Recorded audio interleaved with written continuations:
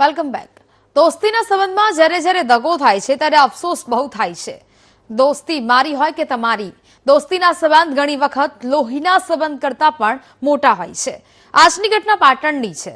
અહીં એક વેપારીને દોસ્ત બનાવી જમીન બતાવવા લઈ જવામાં આવ્યો અને પછી તેની સાથે જે વિશ્વાસઘાત થયો છે તેની આ કહાની છે। કેવી રીતે એક દોસ્ત નકલી પોલીસ નીકળ્યો, આવો જોઈએ આ ક્રાઇમ રિપોર્ટમાં।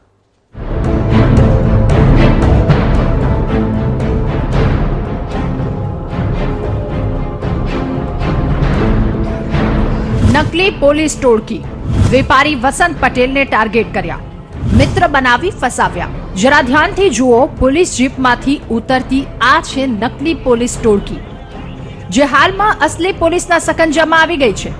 ઝડપાયેલ આ નકલી પોલીસ ટોળકીએ ષડયંત્ર રચ્યું હતું પોતાના જ મિત્રને ફસાવી રૂપિયા પડાવવાનું। જમીનના લે વેચના વ્યવસાયની સાથે સંકળાયેલા વેપારી વસંત પટેલને પહેલા મિત્ર બનાવ્યા, પછી તેની બાઇકમાં કાળો પદાર્થ મૂકી તેને ફસાવ્યા। વસંતભાઈને અંદાજ પણ નહોતો કે જે મિત્ર સાથે તેઓ જઈ રહ્યા છે એને જ એમની બરબાદીની સ્ક્રિપ્ટ લખી છે। નકલી પોલીસનો આતંક અને લૂંટ, 20 લાખની માંગણી કરી ટોળકીએ 3,25,000 રૂપિયા પડાવી લીધા। ટીવી સ્ક્રીન પર જોવા મળતા આ છે વસંતભાઈ પટેલ, એની સાથે આખી ઘટના ઘટી છે। તે જેવા આગળ વધ્યા ત્યાં અગાઉથી જ કાર લઈને નકલી પોલીસની ટીમે તેમને આંતરી લીધા। પોલીસની ઓળખ આપી ડેકી તપાસી તેમાંથી અફીણ કાઢ્યું। વેપારીને ડરાવવા માટે નકલી પોલીસે તેમને લાકડીઓ વડે ફટકાર્યા અને જેલની ધમકી આપી 20 લાખની માંગણી કરી। અંતે ડરી ગયેલા વેપારી પાસેથી આ ટોળકીએ 3,25,000 રૂપિયા પડાવી લીધા। પૂરા મામલે ભોગ બનનાર વેપારીને સાંભળીએ તે શું કહે છે। 4.5 લાખ રૂપિયા આલો, બરાબર, બીજા પછી આપજો, એ રીતે આપણે માગણી કરેલી એમને, બરાબર। એટલે મારા જોડે બહુ હેરાન મન કરીને દીધેલો હોય, બરાબર, ગાડીથી હળવાઈ નહીં દીધેલો, ધોકા વડે મને માર મારેલો છે અને મારા જોડે સાહેબ ખોટું આ લોકોએ કરેલું છે। પછી તમે કેવી રીતે સંપર્ક કર્યો અસલી પોલીસનો? પછી સાહેબ અમે પાટણ આવીને LCBમાં ગયા અને LCB વાળા સાહેબોએ એમને સારો સપોર્ટ કરેલો, પોલીસવાળાને એમને સારું એવું માર્ગદર્શન આપીને અમારી અરજી સ્વીકારી અને આ લોકોને પકડ્યા છે। વેપારીએ હિંમત હાર્યા વગર અસલી પોલીસનો સંપર્ક કર્યો। ડીવાયએસપી કે પંડ્યાની સૂચનાથી પોલીસે સીસીટીવી ફૂટેજ તપાસ્યા અને આખી કડીઓ જોડી। ગણતરીના કલાકોમાં જ અસલી પોલીસે નકલી પોલીસના 4 સાગરીતોને દબોચી લીધા। ટીવી સ્ક્રીન પર જોવા મળતા આ તમામ શખ્સ નકલી પોલીસ છે।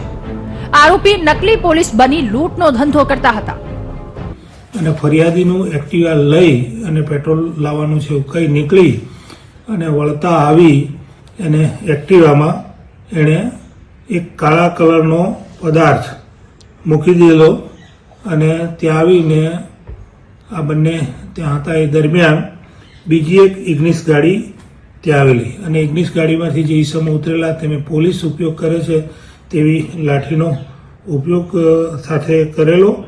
બળવંત સોવનજી ઠાકોર, વેદ મુકેશ દરજી, દિલીપ ભગાજી ઠાકોર, ઠાકોર જસવંતજી, આ ચારેય શખ્સની ધરપકડ કરી છે।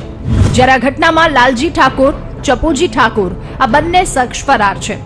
પોલીસે તેની શોધખોળ ચાલુ કરી છે। ઝડપાયેલ નકલી પોલીસ ટીમના 4 સાગરીતોને પોલીસે ઝડપી પાડ્યા છે, જ્યારે અન્ય 2 નકલી પોલીસના સાગરીત ફરાર છે। ઝડપાયેલ નકલી પોલીસ ટોળકીમાં એક ઇસમ તો ગુનાહિત ભૂતકાળ પણ ખતરનાક હોવાનું સામે આવ્યું છે। હત્યા, અપહરણ સહિતના ઘનઘોર ગુનામાં સંડોવણી હોવાનું સામે આવ્યું, ત્યારે હાલમાં આ ટોળકી અસલી પોલીસના સકંજામાં આવી ગઈ છે। પાસેથી હાલમાં 1,07,000 રૂપિયા મળી આવેલ છે અને વાહનો તપાસ દરમિયાન કબજે કરવામાં આવેલ છે। સાહેબ, આરોપીઓની ગુનાહિત કોઈ સંડોવણી અગાઉ હોય એવું? આમાં જે આરોપી ચંપુજી છે એના વિરુદ્ધ પાટણ જિલ્લાના અલગ અલગ પોલીસ સ્ટેશનમાં B ડિવિઝન, A ડિવિઝન વગેરેમાં કુલ 6 ગુના દાખલ થયેલ છે અને આ ગુના છે એ ગંભીર પ્રકારના છે કે જેમાં અપહરણ છે, ધાડ છે, પછી ખૂનની કોશિશ છે, લૂંટ છે, મારામારીના ગુના છે। આવા ગુનાઓ ચંપુજી વિરુદ્ધ દાખલ થયેલ છે।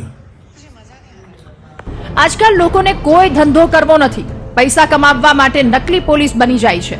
આજની ઘટનામાં આરોપી મિત્ર બની વેપારીની સાથે વિશ્વાસઘાત કર્યો છે. બીજી વાત, જો તમને કોઈ પોલીસના નામે ધમકી આપે તો તમે ડરતા નહીં. પોલીસની ક્યારેય સીધી રીતે આવી કોઈ ભૂમિકા હોતી નથી. ભરત પ્રજાપતિ, VTV ન્યૂઝ, પાટણ.